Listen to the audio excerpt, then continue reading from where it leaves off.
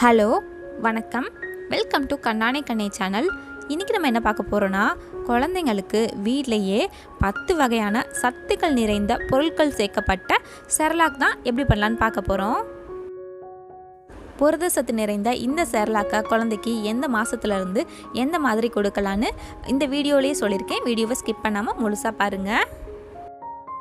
1 table spoon கருப்பு உளுந்து எடுத்துக்கலாம். அடுத்து 1 டேபிள் ஸ்பூன் பாசிப்பருப்பு, சிறுபருப்பு கூட சொல்லுவாங்க. 1 டேபிள் ஸ்பூன் கோதுமை, 1 table spoon ragi, 1 table spoon துவரம்பருப்பு, 1 டேபிள் ஸ்பூன் பச்சை பயிறு, 5-6 போல் பாதாம், அதோட ஒரு 7-8 போல் முந்திரி பருப்பு, 1 டேபிள் ஸ்பூன் போல் ஜவ்வரிசி, 2 டேபிள் ஸ்பூன் போல் வீட்டில் யூஸ் பண்ணுற சாப்பாட்டு அரிசி, 1/4 ஸ்பூன் போல் சீரகம், ஒரு 7-8 போல் முழு மிளகு, இதெல்லாமே சேர்த்துக்கலாம். இனிப்பு சுவையோட இந்த செரலாக் நீங்கள் செய்யணும்னு நினச்சிங்கன்னா இதில் மிளகு சீரகம்லாம் சேர்த்துக்க வேண்டாம். அதுக்கு பதிலாக ஒரு 3 போல் ஏலக்காய் சேர்த்துக்கோங்க. இதில் இப்போது தண்ணீர் சேர்த்துட்டு நல்லா அலசி எடுத்துக்கலாம். ஒரு 3-4 தடவையாவது அலசினதுக்கப்புறமா தண்ணீர்லாம் நல்லா வடிகட்டிட்டு ஒரு காட்டன் டவலில் இந்த மாதிரி நம்ம நல்லா இதை பரப்பி விரித்து வச்சிடலாம். இது நல்லா காயட்டும். தூசி எதுவும் படாத இடமா பார்த்து இது காய வச்சுருங்க. இப்போ பாருங்கள், இது நல்லாவே காஞ்சிருச்சு. சுத்தமாக ஈரத்தன்மையே இல்லை, இந்த மாதிரி இருக்கணும். கடைசியாக இதில் 1 டேபிள் ஸ்பூன் போல் பொட்டுக்கடலை சேர்த்துக்கலாம். இந்த எல்லா பொருளையும் நம்ம ஒரு பேனில் மாற்றிட்டு ரொம்ப லோ ஃப்ளேமில் இதை வறுத்து எடுத்துடலாம். இது எல்லாமே வறுபட கொஞ்சம் டைம் ஆகும். அதனால் ரொம்ப லோ ஃப்ளேமில் வச்சு இதை வறுக்கணும், இல்லாட்டி இது எல்லாமே கரிஞ்சு போயிடும். நல்லா வாசம் வர வரைக்கும் வறுத்து எடுத்தாச்சு. இதை இப்போது நல்லா ஆற விட்டுறலாம். ஆறுனதுக்கப்புறமா இதை ஒரு மிக்ஸி ஜாரில் மாற்றிக்கலாம். இதை இப்போது நல்லா ஃபைன் பவுடராக அரைச்சி எடுத்து வந்துடலாம். நல்லா அரைச்சாச்சு. இதோட பவுடர் பாருங்கள் எந்த அளவுக்கு அரைப்பட்டுருக்குன்னு. இந்த பவுடரை ஸ்டோர் பண்ணுறதுக்கு முன்னாடி நல்லா ஜல்லடையில் ஜலிச்சு வச்சுக்கலாம். இதை ஏர்டைட் கண்டெய்னரில் நம்ம ஸ்டோர் பண்ணி வச்சுக்கலாம். சில குழந்தைக்கு சத்து மாவு செரலாக்லாம் கொடுக்கும்போது அலர்ஜி ஏற்படுத்தும்.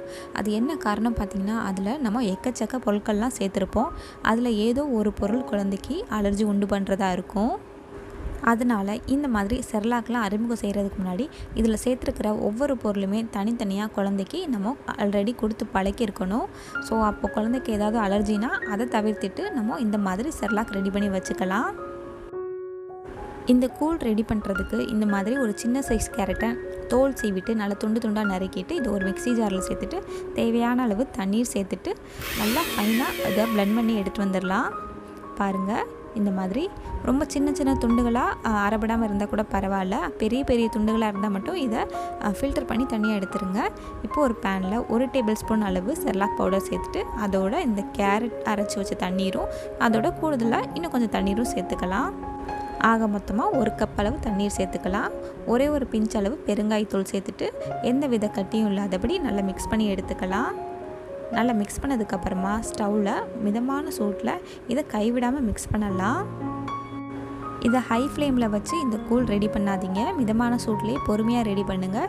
ஏன்னா பருப்பு எல்லாமே நல்லா வேகணும். அப்போ தான் குழந்தைங்களுக்கு ஈஸியாக டைஜஸ்ட் ஆகும். ஸோ இந்த மாதிரி நல்லா கட்டியாகணும். இந்த பாருங்கள், இந்த மாதிரி கன்சிஸ்டன்சியில் வரும்போது நம்ம ஸ்டவ் ஆஃப் பண்ணிடலாம். இந்த கூழ் பார்த்திங்கன்னா 9 மாதங்கள் கம்ப்ளீட் ஆன குழந்தைங்களுக்கு தாராளமாக கொடுக்கலாம். காலை அல்லது மதிய உணவாக கொடுக்கலாம். இதில் கொஞ்சம் நெய் சேர்த்துட்டு நல்லா மிக்ஸ் பண்ணிடலாம். டெய்லி கொடுக்கணும் அவசியம் கிடையாது. வாரம் ஒரு 3 முறை கொடுத்தா கூட போதும். இதில் கேரட்க்கு பதிலாக பீன்ஸ், பட்டாணி இந்த மாதிரி எந்த காய்கறினாலும் நம்ம சேர்த்துக்கலாம்.